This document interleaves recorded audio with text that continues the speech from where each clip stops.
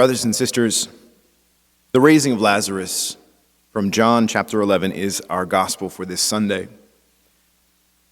And this is the last Sunday before Holy Week begins. So I propose to us three truths. One is, God only allows evil or suffering, the suffering that is also an evil, to bring about a greater good. God only allows evil to bring about a greater good. And secondly, God shares the cross with his friends. And thirdly, the gospel gives us hope. First, let's take a look at that first principle. God allows evil to bring about a greater good. Take for a moment the raising of Lazarus. Lazarus and his illness was brought to the attention of Jesus, and Jesus then waits. Once he hears the news, he waits 2 days before he moves on it. Your friend Lazarus is deathly ill at the point of death. He waits 2 more days. And he tells his disciples, it's not unto death, but for the glory of God. He is ill, and it's not unto death, he says, prefiguring what was to come. And in this way, you and I might be offended by the fact that he waited 2 days. Your friend was sick. Why didn't you go right away or say something and do something? Well, he was going to. But he was going to allow the suffering and the evil of death to occur in order to bring about a greater good and for the glory of God that would come. St. John Chrysostom, a father of the church, said this: many are offended when they see any of those who are pleasing to God suffering anything terrible. Those who are offended by this do not know that those who are especially dear to God have it as their lot to endure such things, as we see in the case of Lazarus, who was also one of the friends of Christ, but was also sick. St. John Chrysostom is telling us our second principle, that Jesus, or God also, God, shares the cross with his friends. You can see this. It's a mysterious truth and a reality in the Christian life that he shares the cross with his friends. He shares the cross with any great saint. Take a look at the history of our faith. Look at St. John Paul II. He had his Parkinson's, shaking. St. Therese of Lisieux, she had tuberculosis. St. Bernadette of Sibiru had a tumor. All the martyrs as well.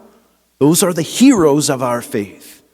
But he shares the cross with them to bring about this mystery within them. Because God does love them. It's not that he doesn't love them. No, he draws them into the mystery of his cross by their sufferings. There, his love is found in the cross there. Christianity without the cross is not Christianity. It is a surrogate. It is a counterfeit. It is always a part of our life. It's a sobering part of our life.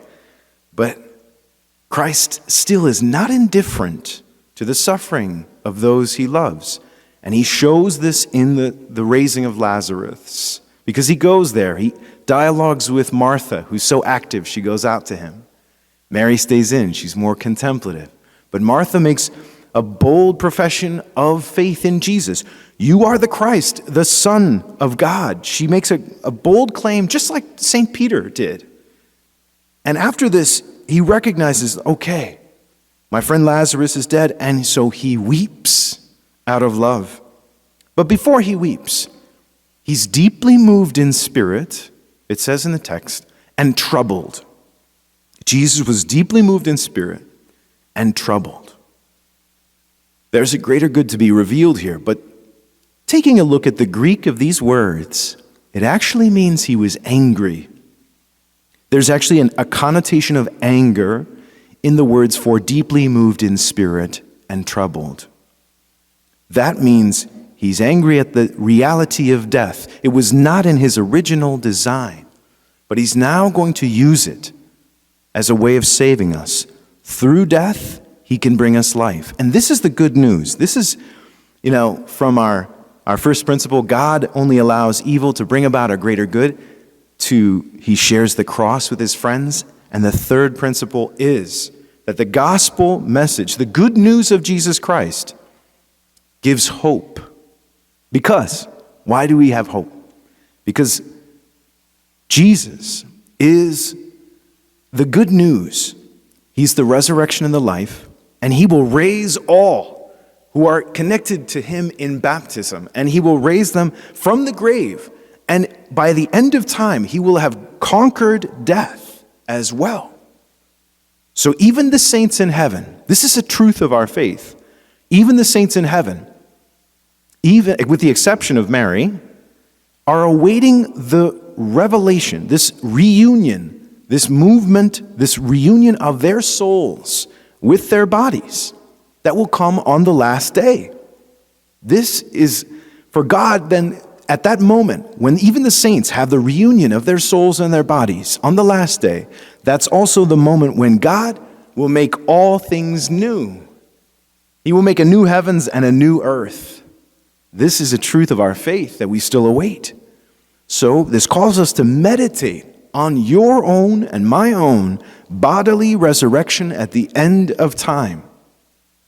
The raising of Lazarus, this passage from John chapter 11, prefigures and is a sign of Christ's resurrection that would come later in John's gospel, and of our own resurrection, our bodily resurrection at the end of time.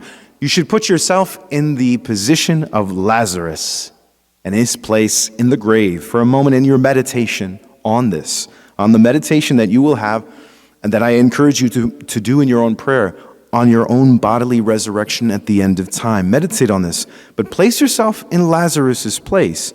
We will be there in our graves probably a lot longer than 4 days, which is what Lazarus had. We will be in that grave probably a little bit longer, but we don't know.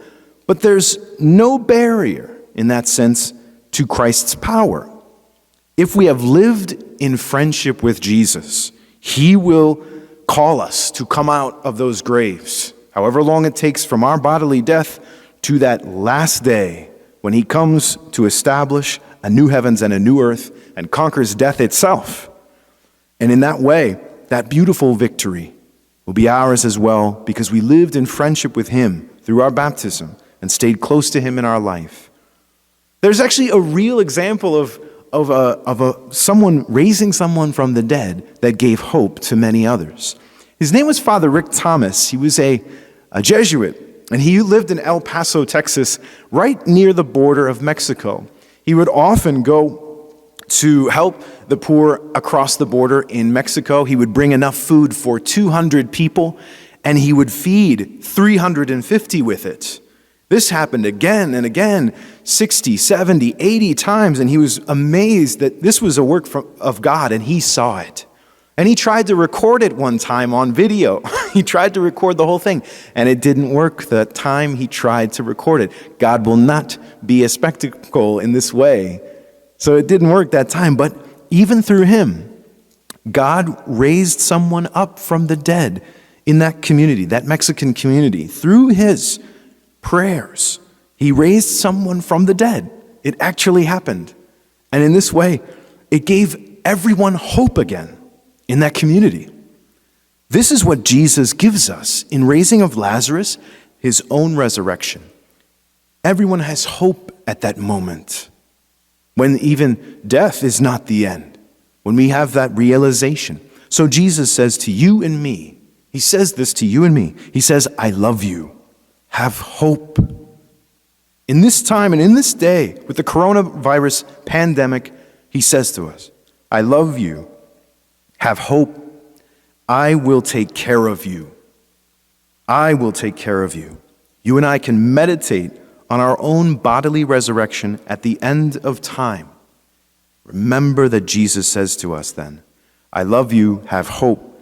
I will take care of you. Remember these principles. They will help you along the way, that God only allows evil or suffering to bring about a greater good. Secondly, he shares the cross with his friends. And thirdly, the gospel, the resurrection, gives us hope. Thanks be to Jesus Christ, now and forever. Amen.